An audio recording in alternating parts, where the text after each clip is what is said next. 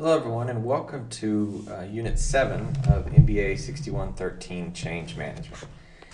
As you can see from the reading this week, Chapter 7 is quite short compared to some of the other chapters that you've been reading throughout the class. In Chapter 7 and Chapter 8, Unit 7, Unit 8, we'll be discussing the two different kind of models or systems thinking models for managing change.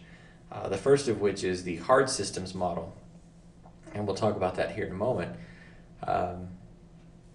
But the hard systems model, there's not as much information, there's not as much complexity to it as there is with the soft systems model, which you'll find in Chapter 8. And we'll cover in the next unit. So again, this unit, Unit 7, which corresponds with Chapter 7 in your text, is a little bit shorter than we're accustomed to. So this particular lecture will probably be a little bit shorter than what you've experienced in the previous lectures. But again, it corresponds with Chapter 7 in your text, which is the hard systems models for change. Okay, if we think back to the beginning of the class, and we talked about systems theory and systems thinking, thinking in systems, so to speak. And we talked about how organizations can operate like a kind of living entity, like a system that grows and becomes interdependent upon different components within the system, within the entity, very much like like the human body. You have different systems. You might have the central nervous system. You might have the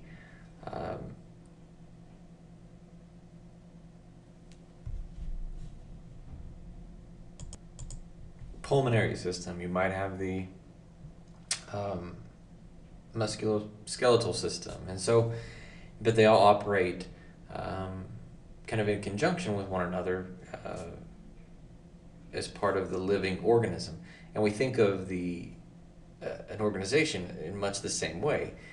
Different systems that kind of have to work independently, but also in conjunction with the rest of the organism or the organization. So going back to back to the beginning when we were talking about systems theory, we also can think of change and change management, or kind of models for managing change, in much the same way. Very much like systems theory, we would think of organizations and the interaction between different parts of the organization as either simple or complex. And just because we say simple doesn't necessarily mean easy, but it means we can implement change, and how successful we are at implementing change and how quickly we can implement change will vary depending upon the perceived complexity of the change, the perceived complexity of the situation. And when we say complexity, we're basically talking about whether or not the systems that we're dealing with to try to change are simple or complex.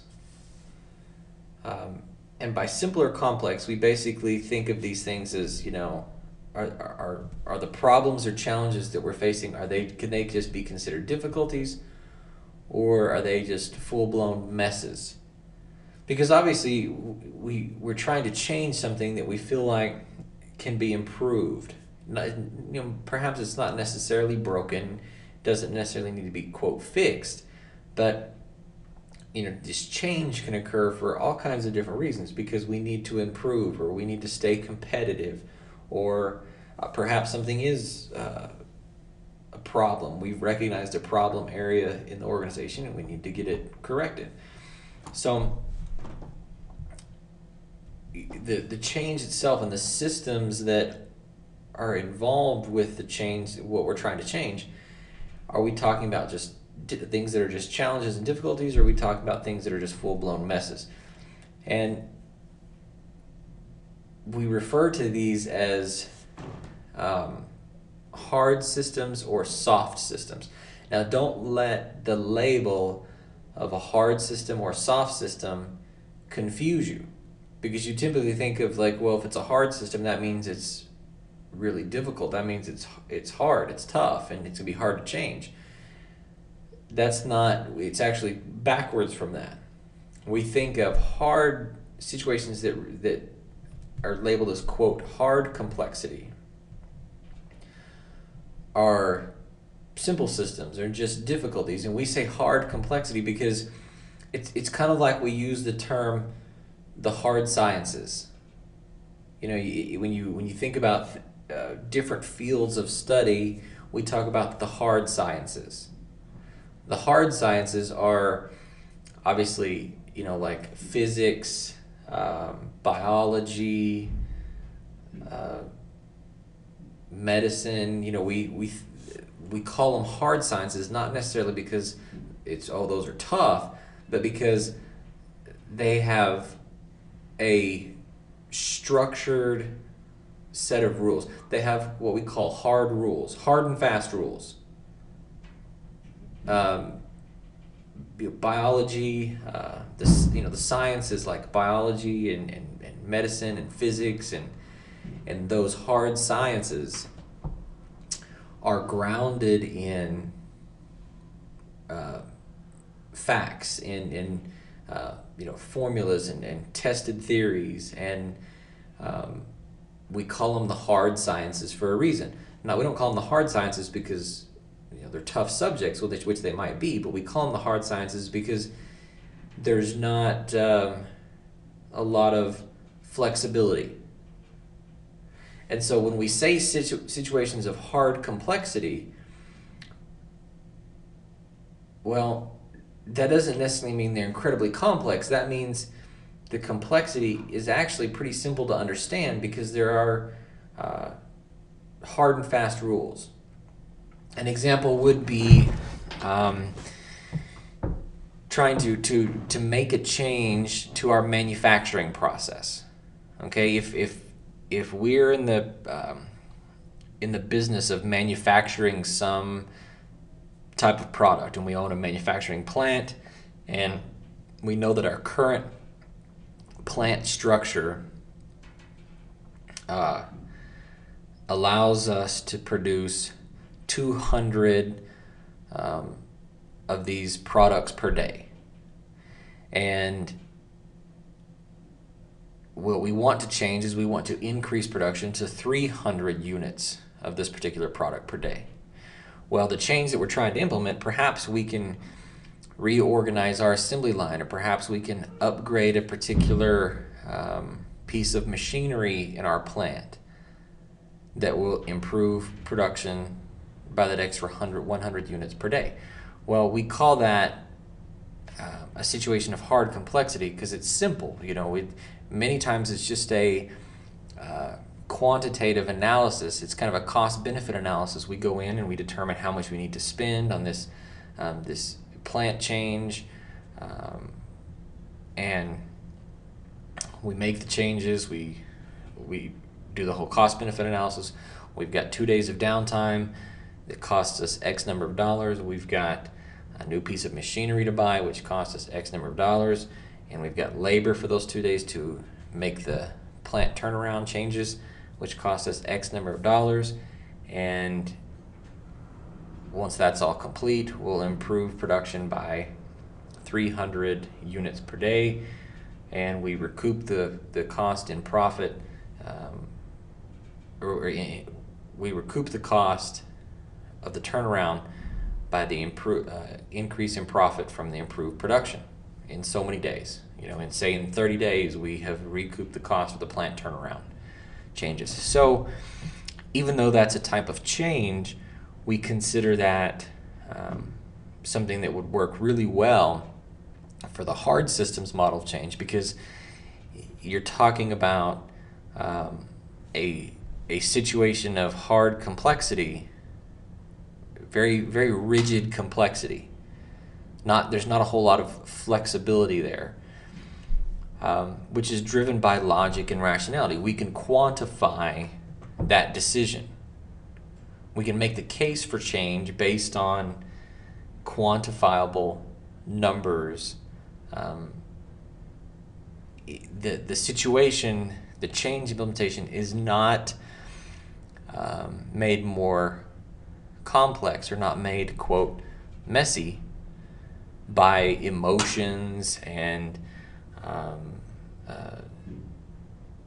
of territorialism and politics and a lot of the problems that we face in other types of situations. So that's what we consider situations of hard complexity, as opposed to situations of soft complexity, which are much more difficult to implement change, because we consider these to be, quote, messy situations.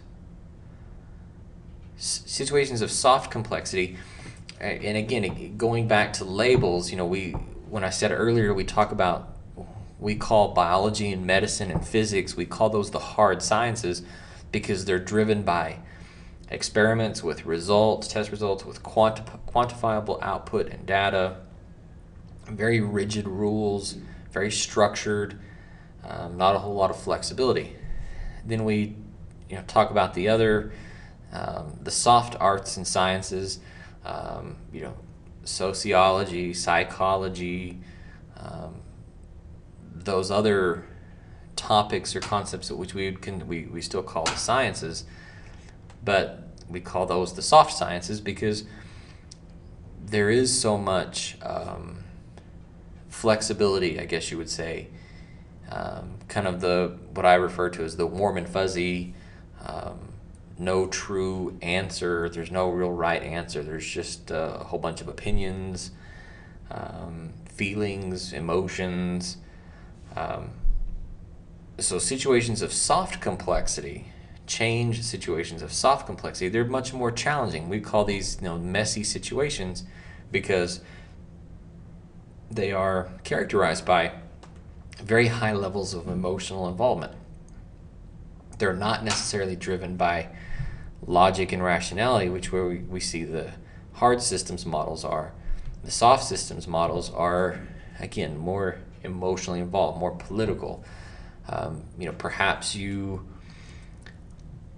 are trying to change a way that an organization, you're trying to change an organization, the way an organization does something, or perhaps the hierarchy, or perhaps the kind of an entrenched, established way of doing things in an organization that threaten someone's perceived power status or someone's perceived sense of entitlement or something of that nature. Then you're dealing with a much more messy situation. Again, something that's characterized by high levels of emotional involvement, not just quantifiable, we make this change, we improve this, here's the numbers to back it up, and it makes sense to everyone. Instead, we get bogged down with a lot of the emotional, political issues in the soft situations, or situations of soft complexity. But that's Chapter 8.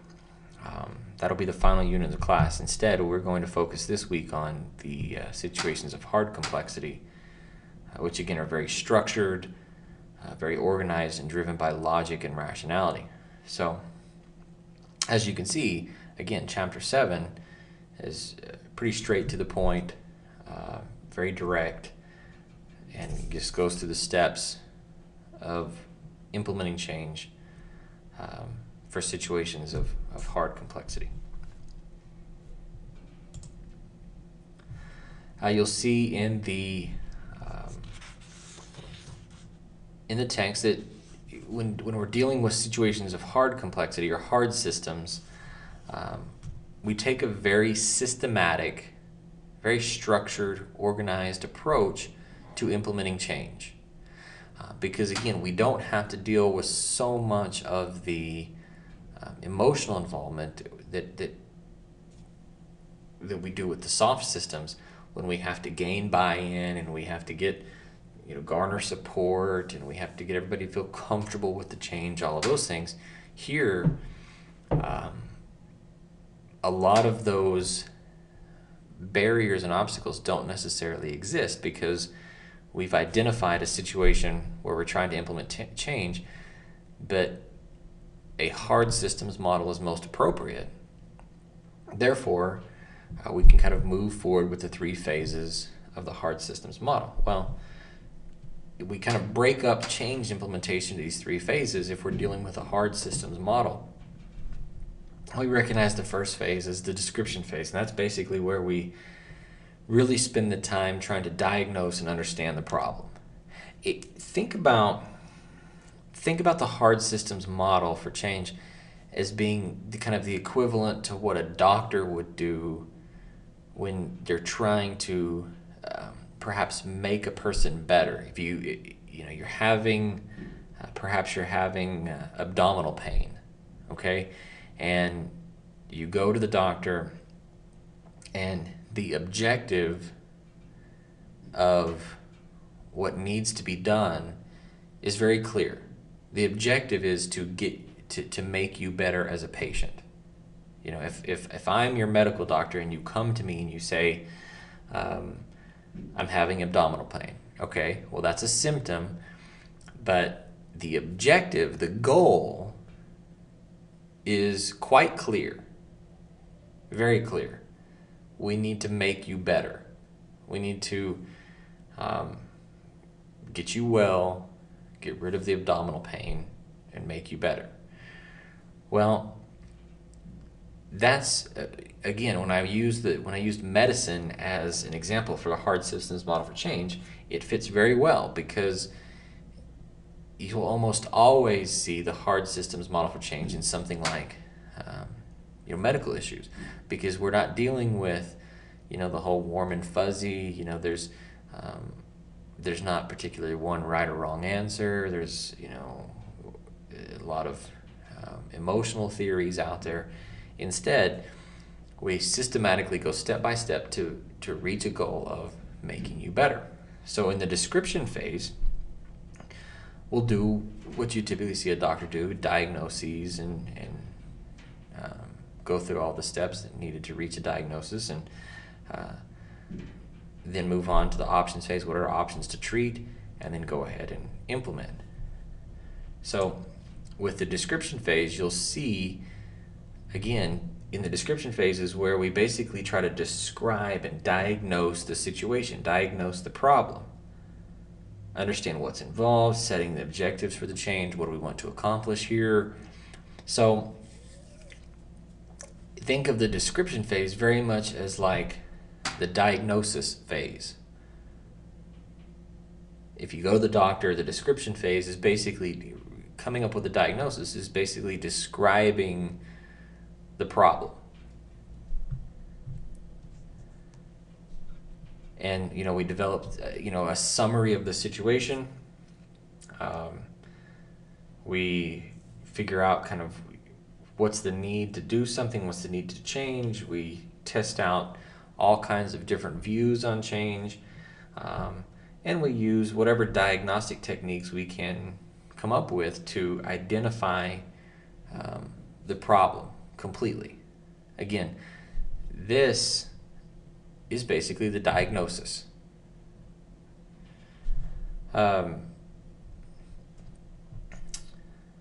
Then we make sure that our objectives are clear. We're trying to get you better. We're trying to fix the problem. We're trying to improve output. Whatever our objectives are, we clearly identify those, and we identify any constraints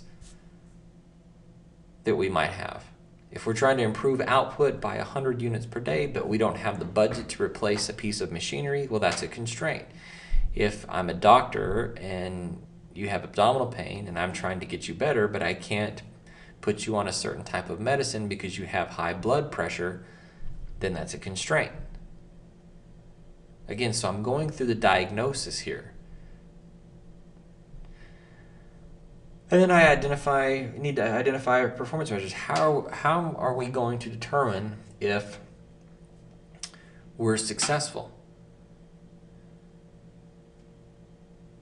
If I'm a doctor and again I'm trying to get rid of the abdominal pain, well, obviously I can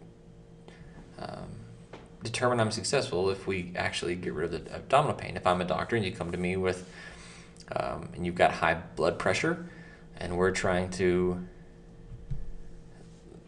implement change or implement some type of treatment plan to lower your blood pressure, what are the performance measures? By how much do I want to reduce your blood pressure? Well, same is true of implementing change in the organization. If my goal is to improve output, if I'm in the manufacturing business and my goal is to improve production, by how much? 10%, 20%, 100 units per day, per month?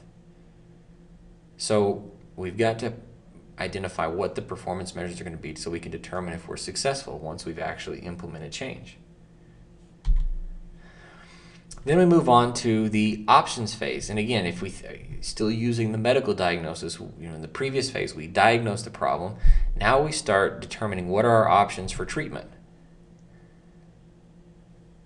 Your book, one of the activities, I think your discussion this week is to go through and describe a situation that you've been involved in internally to your organization where you were kind of part of a group or team where you were involved in some type of activity that helped generate ideas or generate options for the organization. Well, very much the same way here. Once your doctor has diagnosed the problem, then you start going through the options phase. If you come to me with abdominal pain and we do, in the diagnosis and description phase, we do the testing, we do all kinds of tests, and we do all kinds of things to determine what the problem is, and the diagnosis is you have appendicitis. You have appendicitis. Well, what are our options? Well, depending upon the severity of the appendicitis, there's obviously treatment with medicine to try to clear up the infection in the appendix. Perhaps we could perform an appendectomy. Well, if we decide we need to perform surgery to remove the appendix, we decide, well, do we do a full-blown surgery and cut you open, or do we do the laparoscopy? Is it inpatient, outpatient type of surgery? How do we do that? We start to put together a list of options for treatment. Very much the same for an organization. Once you've identified and described the change that is needed, you come up with a diagnosis, then you start coming up with options to achieve those objectives. What are the options? Well, we can, if our goal, the diagnosis is we have poor production and we need to make some changes to our manufacturing process to improve production. Well, what are our options? We can replace a piece of machinery to improve production. Okay, we can perhaps reorganize our assembly line in a different layout to be more efficient. Okay, we can hire more labor. Okay, we can use different components in the assembly process. So a lot of options. Then we go through and we start editing those options and we start providing detail about the options we've selected. And then we evaluate those options against our performance measures. In the first step, we came up with a list of performance guidelines, what we wanted to accomplish to determine whether or not we're successful. Then we evaluate our options that we've generated against those measures. Will these options achieve the performance measures that we've set? Perhaps we come down here and we've got 3 different options. We've set performance measures of improving output, manufacturing output by 100 units per day. Well, we've got 3 options. We can buy a new piece of machinery to put in our plant to improve production. We can hire more labor. We can restructure our assembly line. Will any one of those options achieve our performance goals by itself? Will it take a combination of those to achieve our performance targets? So we have to evaluate those options against the measures that we've set in the first phase. Once that's done, then we move on to the implementation phase, again, which is kind of the final phase of the change process. And if we've done our work well, done our homework correctly, and we've planned out this change process correctly, and if we're using a hard systems model, which is what we've described here, and the need for change itself and the system itself and the change situation that we're dealing with is a true, hard complexity, a situation of hard complexity, and our systems model matches up with it, then the implementation phase should go quite smoothly, because we've taken the time to identify the type of change situation that we're dealing with, whether it's a hard or soft complexity, situation of hard or soft complexity. If it's a situation of hard complexity, then we know that a hard systems model should work best. So therefore, we should use these 3 phases: the description phase, the options phase, and the implementation phase. And then in the first phase, the description phase, we do our homework. We diagnose the issue. We take our time in the planning process. In the options phase, we, again, do our homework. We make sure we generate as many options as possible. We weigh those options against our performance targets. By the time we've done all of those things, the implementation should be should go much smoother than it, obviously, if we hadn't. The implementation phase, we put our plans into practice and we monitor performance. We monitor results against those established targets that we've already set. So again, the hard systems model of change is pretty straightforward, pretty simple when you think about it. The easiest way to think of the hard systems model is to compare it to what you would find if, obviously, you go to the doctor. Think of, you go to the doctor with a problem, something's not right, it needs to either be better or it needs to be fixed or whatever. And the doctor goes through these phases to help with that. Diagnosis, which is description phase; options phase, figure out how to treat; implementation phase, actually begin treatment, and then monitor the results. That's basically what happens if you go to the hospital with a problem, or the doctor with a problem. So think of your organization as the patient and you as the doctor. There's a problem, there's a challenge, there's an issue with the patient, with your organization. You're the doctor, and you're going through this hard systems model for change to fix things. So that's Unit 7. That's Unit 7. If you have any questions about the material during the week, give me a call or send me an email. Otherwise, we'll move straight on into Unit 8 next week, which will be the final unit for the course.